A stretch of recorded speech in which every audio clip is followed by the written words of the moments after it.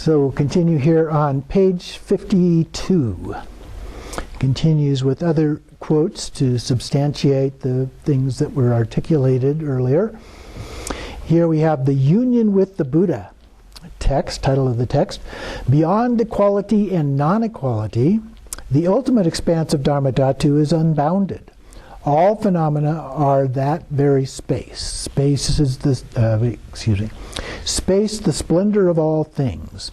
This is Vajrasattva, Tathagata. Every Buddha is united with the sky dancer of illusion. This is supreme bliss. So there's a number of different things that we could look at in detail with that, but the idea that all phenomena are that space, that really says these are one taste together. Because usually space is something that's an indicator of being separate from all other kinds of phenomena. And then Vajrasattva, Tathagata, of course, means Buddha, the thus gone one. Every Buddha is united. So all of the Buddhas are essentially the same, and we hear that from a lot of different lamas. And then the word tatata, as opposed to tathagata, tatata means suchness. And so the ultimate inexpressible nature of all things, if you will, be a way to think of that. And so that is embodied here as a part of that. So every Buddha then is united, and then with the sky dancer of illusion, the sky dancer would be a Dakini, and then the illusion would be the radiant display. Even though we talk about it as an illusion, it's not its real nature, so we call that an illusion. This is the supreme bliss. So there is the nature of it, and then there is the expression of that, which is in the form of an illusion. And so understanding that, the difference and the sameness of those is important.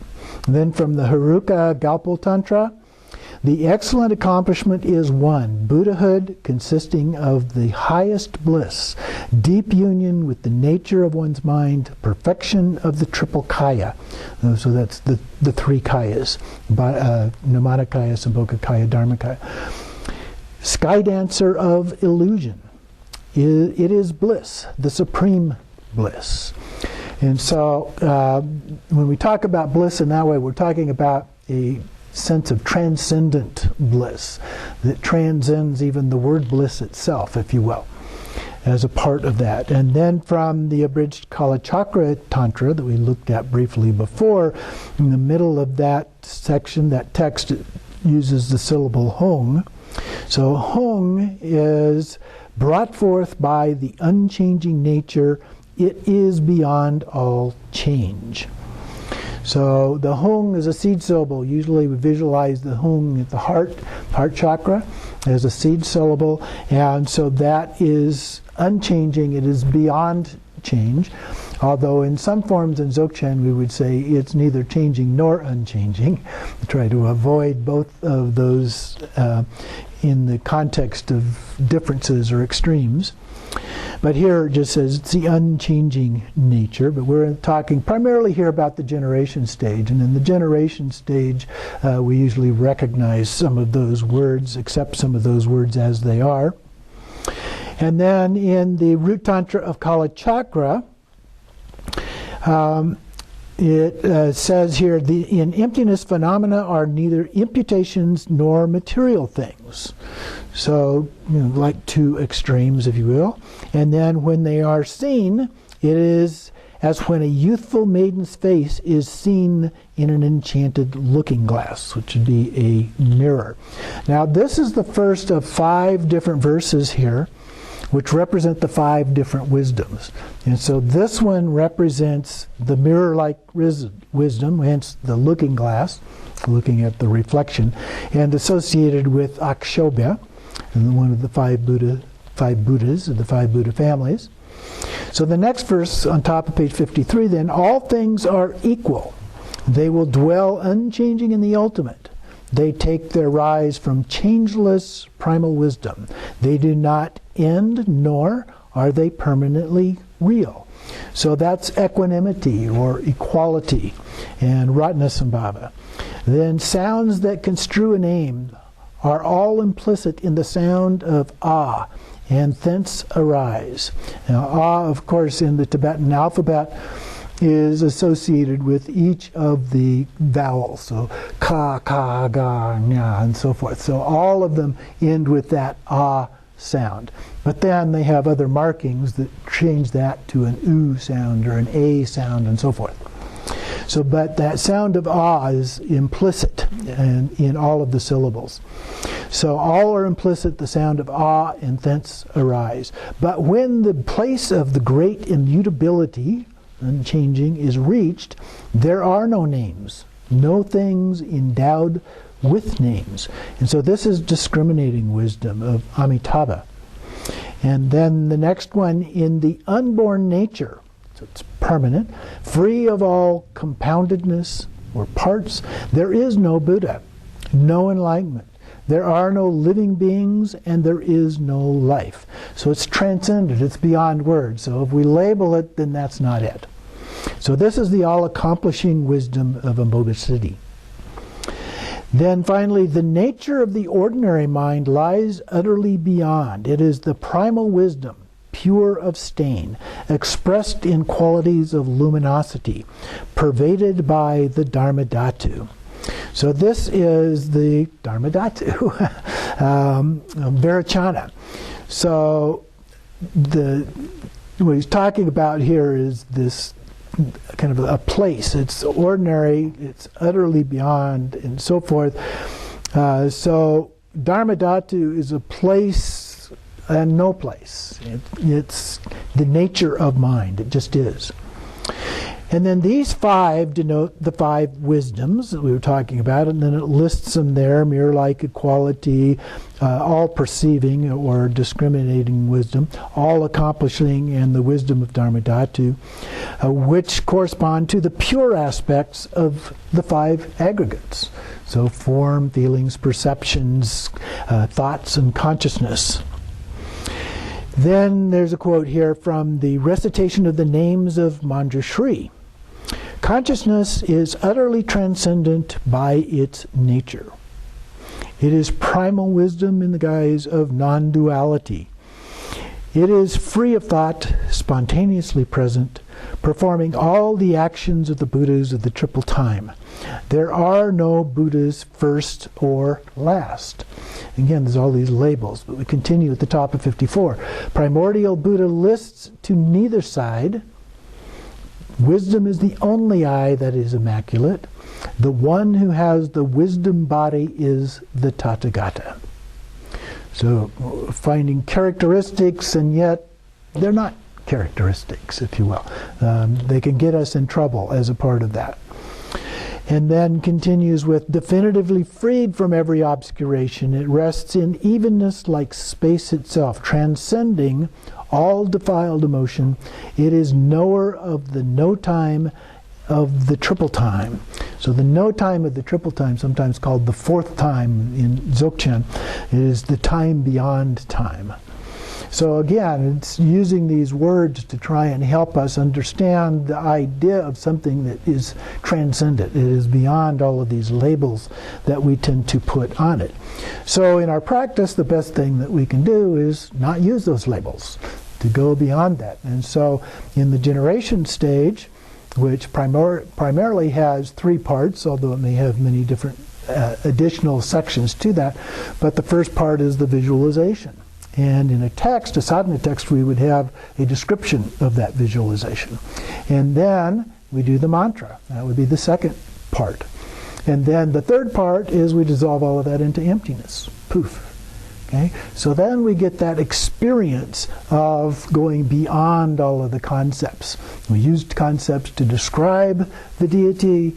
We used concepts in terms of the mantra, although it helps to be doing it in Sanskrit or Tibetan so that it's something that we don't think about what the meaning of each word is the way we might if we're doing it in English. It actually provides a transition then from a description of the deity in English into a sound form and then into the lack of all of that, kind of the mind aspect, just the emptiness of all of that. So continuing on here below the two verses at the top, in these and other ways the Tantras of the Vajrayana indicate the ultimate primordial wisdom, and refers here to the fourth empowerment. That's the fourth empowerment usually is empowerment related to Dzogchen or Mahamudra. And then this is by nature inconceivable. It is wondrous. It is referred to by expressions like luminous great perfection and ultimate co-emergent bliss. Herein lies the principal realization of all the Buddhas, the supreme mastery, whereby the state of union of the great Vajradhara is found. In this case, the Vajradhara would be Samattabhadra, the ultimate nature of all Buddhas. The three kayas are naturally present, which is referred to as the self-arisen ultimate lotus. So Samattabhadra would be essentially, because the lotus refers to the Buddha, would be Samattabhadra would be the ultimate Buddha. And then it is said, awakened from the sleep of ignorance, their minds made vast with every knowledge object, Buddhas are compared with lotuses in blossom. Now sometimes we'll see descriptions that describe the Buddhas as knowing everything there is to know. I mean, they know calculus, they know quantum mechanics, they know everything, okay? But think about it. What does a Buddha need to know? Emptiness. It's the only thing they need to know. If they know emptiness, they know everything, if you will. Okay? There's a little bit different kind of way of thinking about that kind of omniscience. And then self-arisen primordial wisdom, free from all attachment, is called Buddha or Lotus. All the Tathagatas are indivisible within ultimate reality or suchness. They cannot be distinguished. Okay, so they're all one essence, if you will. Now we may give different ways of visualizing. We describe a white Tara as being different from a green Tara and so forth, a wrathful deity being different than a peaceful version of the same deity and so forth. But those are all just minor details. They're all in essence the same. The heart essence is exactly the same. Consequently, on page 55 below the verse there, consequently, on the level of ultimate truth, the wisdom kayas of all the Buddhas cannot be differentiated. They are one and the same. So they are identical. They are not just a single entity, but they are identical there. On the level of conventional truth, however, the Buddhas practice their respective paths. They are, so to speak, born from fundamental ground, the Dharmata. This ultimate reality is renowned as their source, the level of ultimate meaning. This is recognized as Buddha Padmasambhava in this case, known as different Buddhas depending on the context, but in this context of the seven-line prayer, it's Padmasambhava. It is also known by names like Samattabhadra, the primordial Buddha, Dharmadhatu, ultimate perfect purity, ultimate bodhicitta, suchness, ultimate truth, self-arisen, primordial wisdom, Sugatagarbha, the primordial wisdom, uncontrived mind of natural luminosity, wisdom unsurpassed, co-emergent great bliss, the cause Haruka, and so forth. Lots of names, and there are others besides those as well. So ultimate truth is established in the great traditions of Maha Madhyamaka, the great middle way. Not just Madhyamaka, but Maha Madhyamaka, the great middle way. Established in the three great traditions, Mahamudra, so the Madhyamaka, or Maha Madhyamaka, Mahamudra, the great seal, and then Mahasandhi, which is great perfection, Dzogchen. And then the ultimate truth indicated by expressions found in the sutras and tantras are none other than this primordial wisdom. So all of the forms of primordial wisdom are essentially the same. We get messed up a little bit sometimes when we talk about them using words.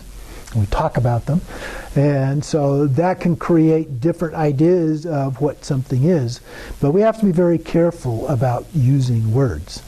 Remember, the words are in that other part of the relative. They're not in the ultimate itself. Then continuing on page 56, from primordial wisdom emanates the 5 wisdoms and other qualities of enlightenment which are distinguished conceptually. So we begin to explain them, complexifies everything. We take something that is just there, and then we start talking about it.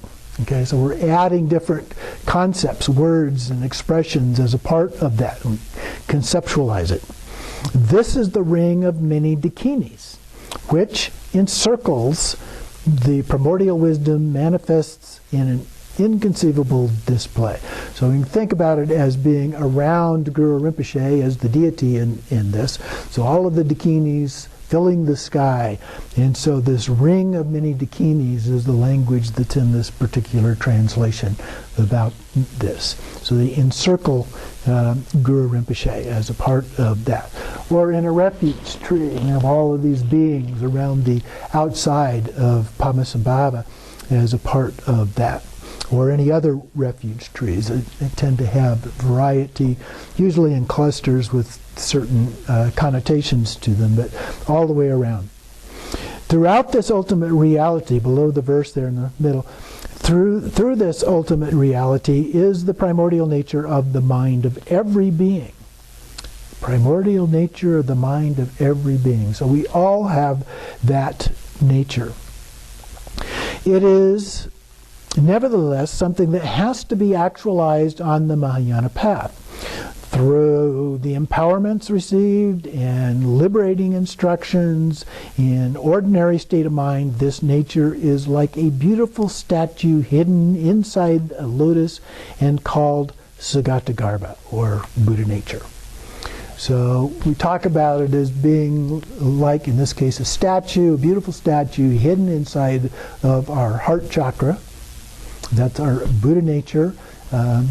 Sagatagarbha in this case, and so it abides there. But we can't see it physically. I can walk up to you and I can look and I can look and I can look, but I don't see that there. Okay? And so we can't physically see it there, but we know that it's there. How do we know? We just experience that. It's an ultimate kind of an experience. It's a transcendent kind of experience. That's the luminosity of Buddha nature. And we know that it's there. So continuing the last paragraph on that same page, 56 here, to indicate ultimate reality as it actually is, the second turning of the Dharma wheel transcribes it as emptiness in terms of the 3 doors, which would be body, speech, and mind.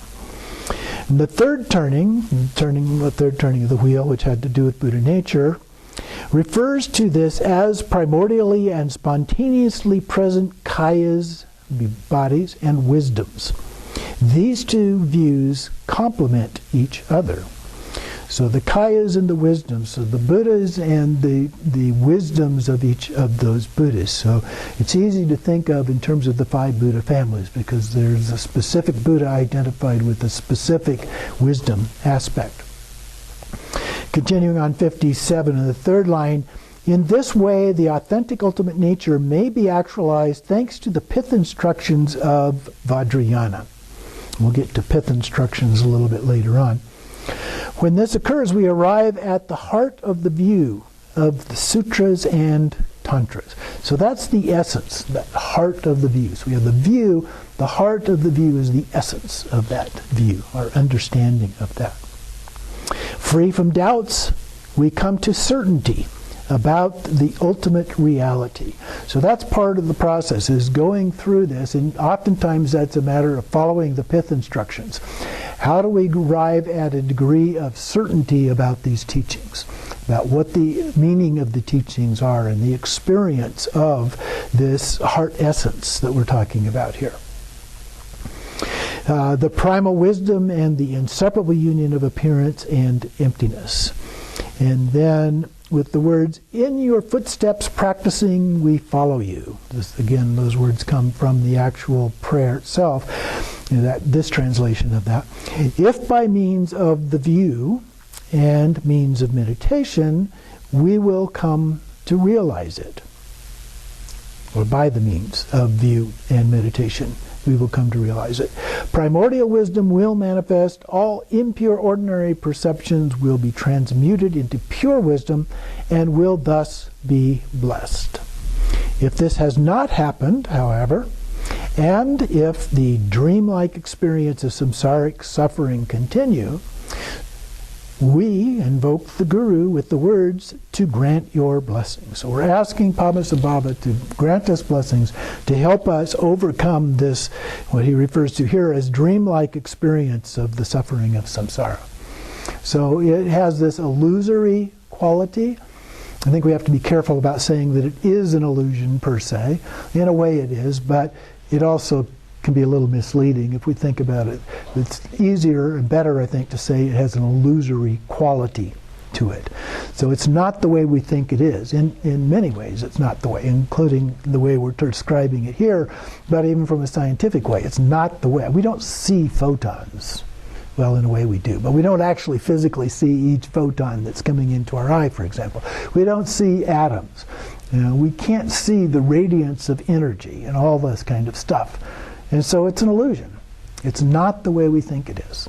And we could go into many, many examples of that. But that's part of this illusory nature as a part of it. So both from a Western scientific view, as well as the Buddhist view of understanding its true nature as opposed to its relative nature. Both of those are true. So then we pray that through the teachings we receive and reflect upon, and through the pith instructions of the teacher, the realization of the ultimate reality will come to us. Here it says may, but I say will come to us. To come means to realize. Within ultimate nature, subject and object are not separate. Okay, the one taste.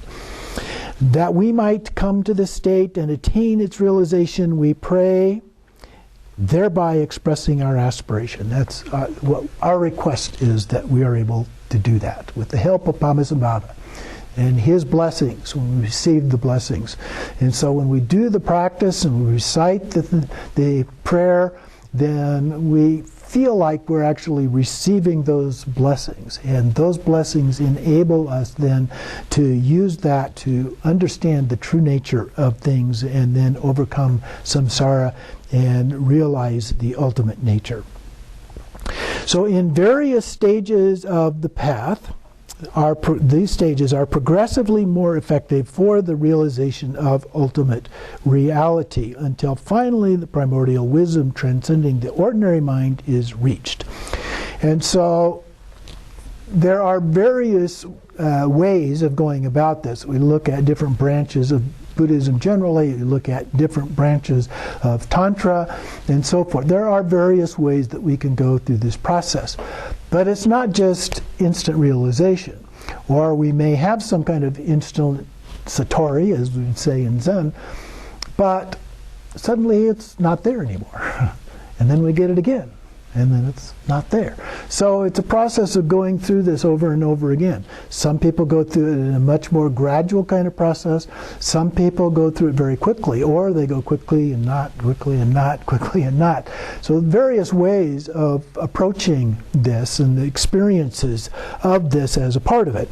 And in the tradition, we would say that part of that depends upon our previous lifetime experiences as well. So if we've been involved in these kind of practices over previous lifetimes, then we're able to take advantage of that and move toward actual realization much more easily and quickly. So all of these are reached through these stages, and then on page 58, the empty nature of this primordial wisdom, the Dharmakaya, beyond all conceptual description, is the Guru. So Dharmakaya means truth body. So the truth body is the Guru. There's no difference. Its expression is luminosity. the unobstructed display. So the luminosity, we have pure awareness, if you will, which is the same as Dharmakaya. And then the expression of that is the luminosity, the unobstructed display. It is spontaneously present Sambhogakaya, which is not different than the ultimate expanse itself.